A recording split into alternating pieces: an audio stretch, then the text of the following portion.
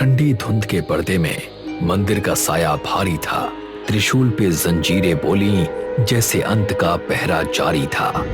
सफेद आंखों की खामोशी, दरवाजे पर ठहरी देर, हवा ने कानों में फुसफुसाया, अब लौटना होगा बेरहम फेर। हंसी जो साथ चली थी वहीं दम तोड़ गई। रात बाराबंकी की गलियों में जागी बछुआ की बात।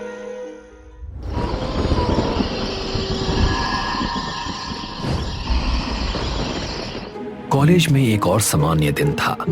आशीष, पायल और सुरभि एक साथ बैठे थे और आने वाली छुट्टियों के अपने प्लान्स के बारे में बात कर रहे थे। तुम लोगों ने हमारे आने वाली छुट्टियों के बारे में क्या सोचा है? सोचना क्या है, हर बार की तरह हॉस्टल में ही रहूंगा। घर जाकर वही बोरिंग काम करना पड़ता है। मेरा तो कोई प्लान ही नहीं है। तुम क्या करने वाली हो? सोच रही हूँ कहीं घूमने जाऊँ। तुम लोग भी साथ चलोगे क्या? घूमने? पर उसमें तो काफी पैसे खर्च हो जाएंगे। पापा तो वैसे भी आजकल पैसे कम ही देते हैं। हाँ यार, और फिर छुट्टी भी तो 4 दिन की ही है, उसमें क्या ही घूमने का प्लान बनाएंगे। अरे ये वैसा ट्रिप नहीं होगा। तुम लोगों ने बाराबंकी के बारे में सुना है? बाराबंकी तो वही शहर के बाहर वाला गांव है ना? हाँ, वहाँ मेरे पापा का एक छोटा सा गेस्ट हाउस खाली पड़ा है। सच? तब तो हमें चलना चाहिए। अरे पर वहाँ देखने के लिए मिलेगा क्या? काफी चीजें हैं, और वैसे भी कब तक शहर के धुएं को सांस समझकर भरते रहोगे? वहाँ कम से कम खुली ताजा हवा तो मिलेगी। तुम्हें चलना चाहिए। और जाएंगे कैसे? मेरे भाई की कार है। आशीष, तुम्हें गाड़ी चलाना तो आता है ना? आता तो है, पर वर कुछ नहीं। हम बाराबंकी जा रहे हैं बस। अच्छा ठीक है। जाना कब है? छुट्टी नेक्स्ट वीक से शुरू हो रही है, तो मैं कहती हूँ कि हम संडे शाम को ही निकल जाते हैं। रात के समय ट्रैवल भी कर लेंगे, सुबह तक वहाँ पहुँच भी जाएंगे। हाँ, 13 दिन तो बचे हैं, अपना सारा काम भी खत्म कर लूंगी। क्लासरूम की घंटी बज गई। सभी अपने बैग्स उठाकर बाहर जाने लगे। टेबल पर रखा एक अखबार और उस पर लिखा शीर्षक दिखाई देता है, पूर्वांचल हाईवे पर हुए हादसे में 9 वर्षीय बच्चे की मौत। कुछ समय के बाद लेक्चर चल रहा था और सुरभि अपने फोन में व्यस्त थी। वो कुछ देख रही थी और उसने एक ओजा बोर्ड का ऑर्डर प्लेस किया। पायल ने ये देखा और बीच में आ गई। दोनों इस पर हंसने लगी और माहौल हल्का हो गया। हॉस्टल पहुंचने के बाद आशीष अपने बिस्तर पर बैठा था, थोड़ा उदास लग रहा था। उसने अपने पिता को फोन किया। हाँ हेलो पापा। हाँ बोलो, क्या हुआ? वो पापा, मैं ये कह रहा था कि मैं अपने दोस्तों के साथ एक छोटी सी ट्रिप पर जा रहा हूँ, तो कुछ। यही कर लो तुम बस, पढ़ाई तो होती नहीं। 3 बार फेल हो चुके हो। हाँ, और फिर भी ये खेल कूद। अपनी हरकतों से आज तक ऊपर नहीं उठ पाए। रखो फोन, मैं देख लूंगा। उसके पिता अचानक फोन काट देते हैं। आशीष वहीं बैठा रह जाता है, तनाव में। उसकी आंखों में आंसू भर आए थे। तभी उसे पायल का कॉल आता है। हाँ पायल, बोलो। प्लान में कुछ चेंज तो नहीं हुआ है ना? सुरभि ने गाड़ी मंगा ली है। उसी समय उसे एक मैसेज आता है जिसमें लिखा था कि उसके बैंक खाते में 10,000 जमा कर दिए गए हैं। उसके चेहरे पर एक मुस्कान आ गई। Hello hello hello. हाँ, प्लान फिक्स्ड है। आज शाम 7 बजे मिलते हैं। ये सब कहकर उसने फोन काट दिया और अपनी यात्रा के लिए बैग पैक करना शुरू कर दिया। पैकिंग करते हुए उसकी नजर दीवार पर लटके एक ताबीज पर पड़ी। वो थोड़ी देर उसे निहारता रहा। बेटा, ये ताबीज हमेशा अपने साथ रखना। ये तुम्हें सारी बुरी शक्तियों से दूर रखेगा। उसे याद आया कि ये ताबीज उसकी स्वर्गीय माँ ने उसे दिया था, जिनकी मौत उसके कॉलेज जाने के बाद एक हादसे में हो गई थी। अगले ही पल आशीष के चेहरे पर आंसू बह रहे थे। ज्यादा सोचे बिना उसने ताबीज उठाया और उसे अपने बैग में रखकर जिप बंद कर दी। रात हो चुकी थी और अब उन्हें निकलना था। सुरभि और आशीष एक साथ खड़े थे, पायल का इंतजार कर रहे थे। थोड़ी देर बाद पायल वहां आ जाती है। चलो, तुम सब तैयार हो? आशीष और सुरभि ने सिर हिलाकर सहमति जताई। तीनों कार में बैठे और निकल पड़े। आशीष कार चला रहा था, सुरभि पीछे की सीट पर सो रही थी और पायल मैप देख रही थी। जैसे ही वो NH-27 की ओर मुड़ने वाला था, पायल ने उसे रोक दिया। अरे आशीष, यहाँ से नहीं, हमें पूर्वांचल एक्सप्रेसवे से जाना है। पर मुझे तो यहीं से रास्ता पता है। नहीं, हमें पूर्वांचल से जाना चाहिए, वो रास्ता हमें जल्दी पहुंचाएगा। आशीष ने सिर हिलाकर सहमति जताई और एक और मोड़ लेकर पूर्वांचल एक्सप्रेसवे की ओर कार चलाने लगा। कुछ ही देर बाद पायल को भी नींद आने लगी और अपनी आंखें बंद कर ली। आशीष जंगल के रास्ते से थोड़ी तेज रफ्तार से कार चला रहा था।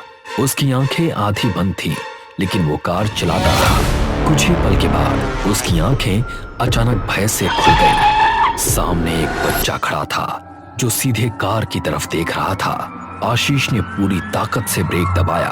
कार जोर से हिली और इस झटके से पायल और सुरभि की नींद खुल गई। What's wrong with you? वो बच्चा। तीनों आगे देखने लगे, लेकिन वहां कोई खड़ा नहीं था। कौन सा बच्चा? मैं सच कह रहा हूँ, वहां रोड पर एक बच्चा खड़ा था। यार आशीष, अभी तक तो हमने खेलना शुरू भी नहीं किया है और तुम अभी से डरने लगे। शुरू नहीं किया मतलब? यार सुरभि, तुम्हारे पेट में तो कोई बात टिकती नहीं है। मुझे तो बताओ, है क्या? हम ओइजा बोर्ड खेलने वाले हैं। पर क्यों? आशीष, अब इस बारे में बाद में बात करेंगे। तुम थके हुए लग रहे हो। अगर तुम चाहो तो हम गाड़ी बंद करके कुछ देर यहीं आराम कर लेते हैं। नहीं, मुझे यहाँ कुछ ठीक नहीं लग रहा। चलो यहाँ से चलते हैं। वो बच्चा कार को जाते हुए देखता है। जब उनकी कार दूर चली जाती है तो वो भी वहां से चला जाता है।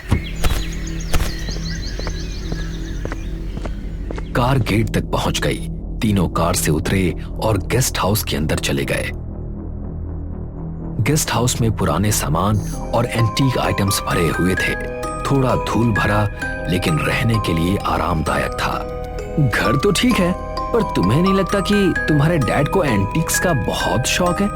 अब जो है सो है। चलो तुम दोनों फ्रेश होकर आराम कर लो। रात से थक चुके होगे, थोड़ी देर सब सो जाते हैं। पायल और सुरभि एक साथ एक कमरे में चली गई, जबकि आशीष दूसरे कमरे में गया। आशीष अपना बैग रखता है और बिस्तर पर लेट जाता है। वो अपनी आंखें बंद करता है और सोने की कोशिश करता है। जब वो आंखें खोलता है तो खुद को उसी मंदिर में पाता है जो उसने पहले देखा था।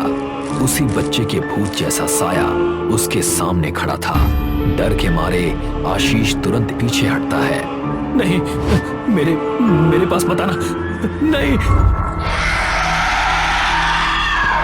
नहीं, कौन हो तुम?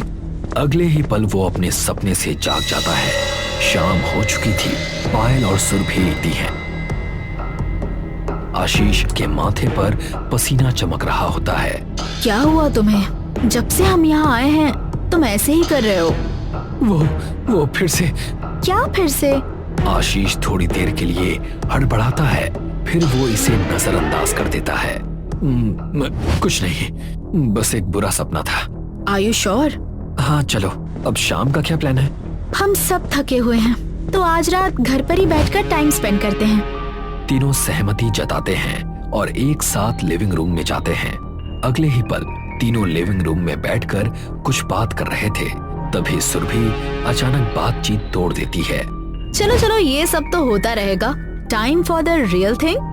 हाँ चलो स्टार्ट करते हैं। क्या मतलब? Don't act like you don't know it.